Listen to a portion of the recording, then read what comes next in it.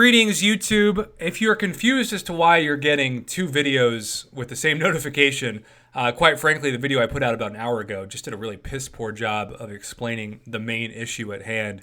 The rest of the difficulties of this month, as far as rewards, have not changed. Even though Uncollected is called something else, it's called Epic this month, which is cool. It's a cool opportunity for people who aren't uncollected to try to beat it. You don't have to have that special title to give Kabam your units and potions and revives in an attempt to beat it. That's awesome. I still think that if you're not uncollected and you're going up against uncollected difficulty, there's a reason why they recommend that you've beaten that, because generally your roster is not good enough. But maybe those of you out there, I've seen those videos, you can compete with 4-star 440s better than I can compete with my 5 stars. It's amazing, some of the skill out there. Then maybe you'll be fine, who knows? But you don't have to worry about being uncollected as long as you're level 40. You're good. And so this month is all about a new difficulty. People have asked me, is this going to be like Gwenpool at the movies? Absolutely not. So again, the post reads, Uncollected difficulty has been replaced with Epic for this month, allowing a challenge for anyone level 40 and up. So if you don't want to give your units to the collector, then don't. Give them to whoever the boss is in this monthly quest instead. So the underwhelming part is not in any of the rewards of any of the regular levels that we've seen, because those are to be expected. And the epic rewards are the same as the uncollected rewards, so that hasn't changed.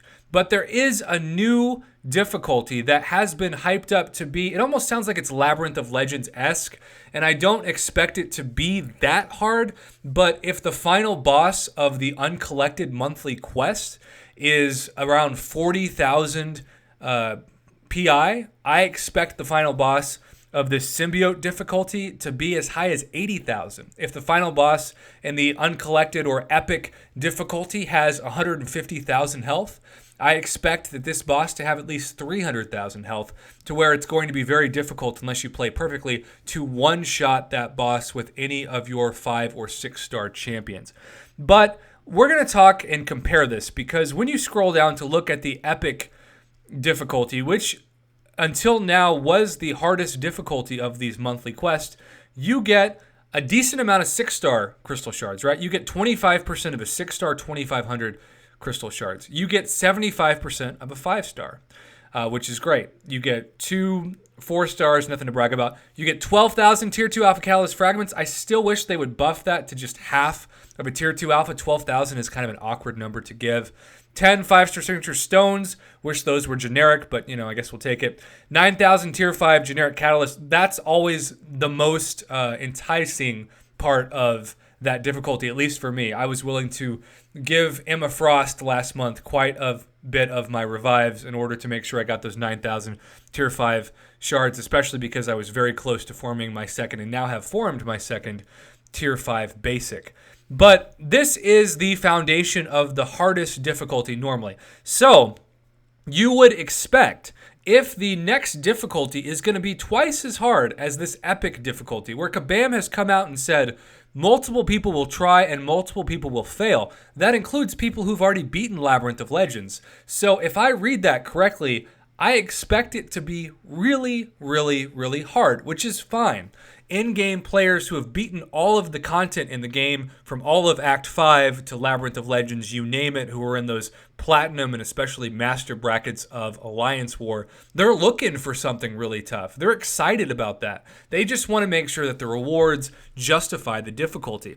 So I was thinking, if the Epic Quest difficulty is what the foundation, the baseline for the rewards of the next difficulty should be, I was thinking you should just at least double everything but the tier 2 alpha. I think you need at least one fully formed. Keep in mind, if you have one fully formed tier 2 alpha, that's only 25% of the tier 2 alphas that you need to rank for a 5-star champion, right?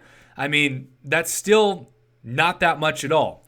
But besides that, I think what everybody was really excited about was maybe getting a chance to get a fully formed 6-star crystal out of this difficulty. And if you're getting 25% of a 6-star from the epic or the uncollected, however you want to call it, you should get at least double the 6-star crystal shards that you would get you would just think. It would be obvious. It would be a no-brainer. And yet Kabam has done the impossible, and they've actually changed that concept. Because when we scroll down to this Symbiote quest, the good news is the 5-star featured shards, that is the equivalent of 15,000 5-star shards. But in my personal preference, I would rather them give me those shards instead of saying you have to buy the featured hero crystal, because as everybody on YouTube knows, I am 0 for almost 60 for Stark Spidey, and currently Stark Spidey is not in the featured hero crystal. Now, there's a lot of great 5-star champions in that crystal. This was the best featured crystal we've seen overall. But still, I want as many shots at Stark Spidey as I can get. Now, my question to Kabam is, if I hoard this, if I wait for the next 5-star featured hero crystal, does that mean that I can wait for the next round of champs to see if Stark Spidey makes the rounds in the next pool of that 5-star featured crystal? They did this last year, way back in August of 2017. For those of you who were playing the game, you might remember that Kabam gave us a class-specific 5-star crystal for $100, where, let's say, for $100 you could buy a tech 5-star crystal or a mutant crystal. And if you open that in August, and if say it was a mutant crystal, you had a really high chance of getting Magneto or Colossus, 2 champs that are going to do nothing for your roster. But they said if you hoard it until like January or December, you could get Archangel or Iceman in it as well if you are patient for months. So people were patient for months, and I did see some videos on YouTube where they were rewarded with the champs that were not available in August when they bought it. So I'm hoping that's the case for the 5-star featured hero crystal, but I still wish that it was just the 15,000 shards. If they gave 17,500 shards by itself with no, you have to get the featured hero crystal, that would be almost 2 full shots at the 10K basic, and that's personally what I would be most jacked up about. But what you might see that's missing between the top and the bottom, between Epic and Symbiote, is that in the top, they talk about 5-star crystals, 6-star crystals, and then tier 2 alphas. Here they talk about 5-star crystals, and then they go straight to tier 2 alphas. Why? Because there is not a single 6-star crystal shard in this top quest. How the hell is that possible? How can you justify better 6-star rewards for an easier difficulty? That makes zero sense. At minimum, there should be 5,000 6-star crystal shards in this master level Symbiote quest difficulty. But unfortunately, that's not how Kabam works. And on top of that, you're only getting 6,000 more tier 2 alpha catalyst fragments than you were for the Epic. And that should be, I think, at least one fully formed tier 2 alpha minimum. I just don't get it. They even keep the same amount of 5-star Sig Stones, and they don't seem to be generics because they use the word crystal. Those should be doubled, and I think they should be generics. Keep in mind, we get 20 generic 5-star Sig Stones just for completing the celebrity challenges that pop up every couple months. To get more Sig Stones from those, which should have way easier difficulties. I think the top bosses are similar to the uncollected monthly quests, where they're about in the 20s for PI and 30,000 range.